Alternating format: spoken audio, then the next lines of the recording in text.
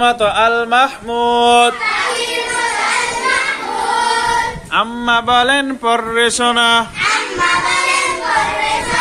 আব্বা বলেন মন দে, পাঠে আমার মন বসে না, কাঁঠাল চাপার গন্ধে আমার কেবল ইচ্ছে জাগে, নদীর কাছে থাকতে,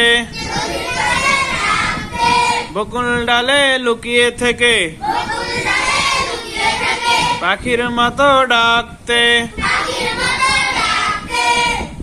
সবাই যখন ঘুমিয়ে পড়ে,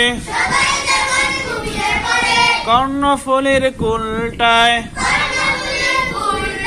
দুধ ভরা ওই চাঁদের বাটি,